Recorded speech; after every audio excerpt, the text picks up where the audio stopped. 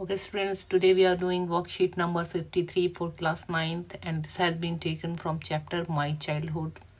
जो इससे पहले की वर्कशीट थी वो भी इसी चैप्टर से ली गई थी. And this is about Dr. APJ Abdul Kalam, who has been our 11th president, who became 11th president in 2002. And he was a scientist and a statesman, and he wrote his autobiography Wings of Fire. ये कुछ facts हैं उनके बारे में. और जो ये दी हुई है वर्कशीट, इसमें कुछ इंसिडेंट्स मेंशन की हुई हैं, उनके बचपन की घटनाएं जो उन्होंने इस चैप्टर में डाली हुई हैं. तो ये इंसिडेंट्स हम इनको एक्सप्लेन करेंगे क्वेश्चन के थ्रू. तो फर्स्ट क्वेश्चन देखिए, what did Abdul Kalam do to earn his first wages. तो उसने अपनी पहली कमाई कब की. तो ये इसका आंसर हमें यहाँ पे मिलेगा कि when the second world war in 1939 broke out, it turned out to be opportunity for him to earn his first wages. तो ये इसने किया था ट्रेन में, इसने न्यूज़पेपर बेचने का काम किया, न्यूज़पेपर सप्लाई करने का, वहाँ से इसने फर्स्ट अर्निंग की. यहाँ पे लिखा he started helping his cousin to catch the bundles thrown from the running train in 1939. इसका आंसर ये हो जाएगा. The second question is, what characteristics did Abdul Kalam inherit from his parents? अपने parents से उसको कौन कौन सी क्वालिटीज मिली. ये हमने पिछली वर्कशीट में की थी. 4 qualities: self discipline, goodness, faith in goodness, honesty and kindness. तो ये 4 क्वालिटीज उन्होंने अपने पेरेंट्स से विरासत में ली. Third question, how does Abdul Kalam describe his parents. तो अपने पेरेंट्स को वो कैसे डिस्क्राइब करते हैं, इसका आंसर यहाँ पे है इस पैसेज में.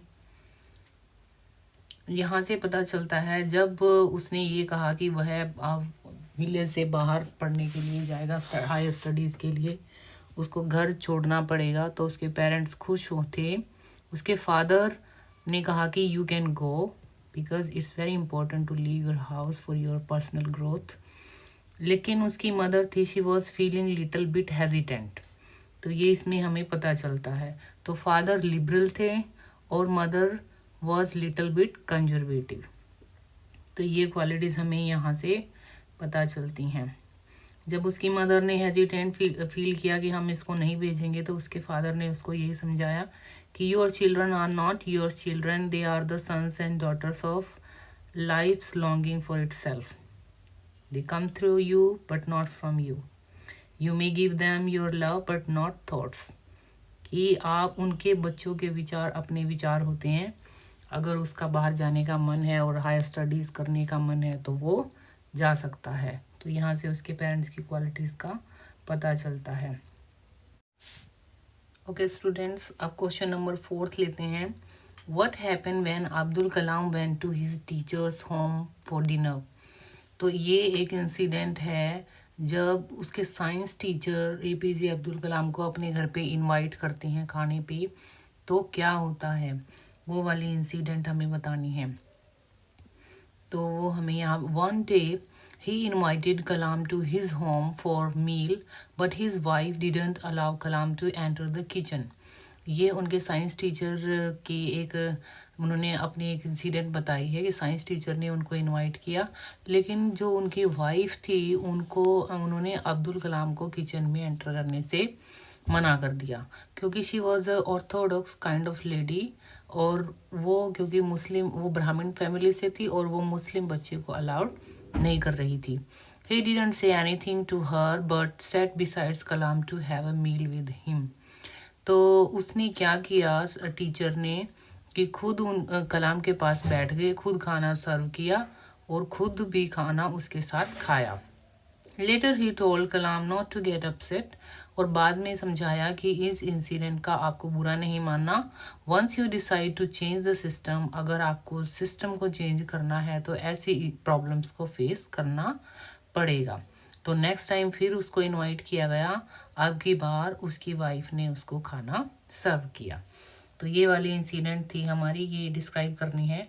अगला टास्क नंबर 2 देखिए. इसमें 40 and 50 वर्ड्स में आंसर देना है. Narrate an incident from the extract which shed some light on how differences can be resolve. तो ये इसमें भी हमें एक इंसिडेंट बतानी है कि जब हमें हमारे आपसी भेदभाव हैं तो उनको हम कैसे रिजॉल्व कर सकते थे। ये वाली इंसिडेंट है, तो ये देख लीजिए।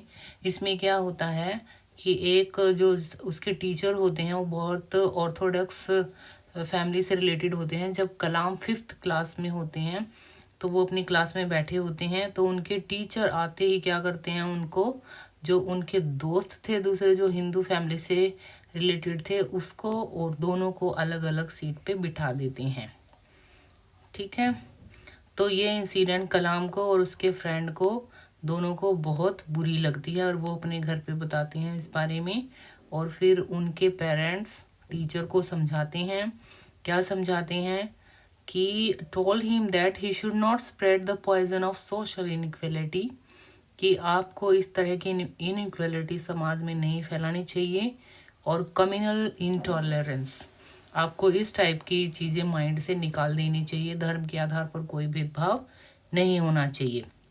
ठीक है, he bluntly asked the teacher to either apologize और क्विट द स्कूल, कि या तो बच्चों को समझाओ, बच्चों को सॉरी फील करो, या फिर स्कूल को छोड़ के चले जाओ।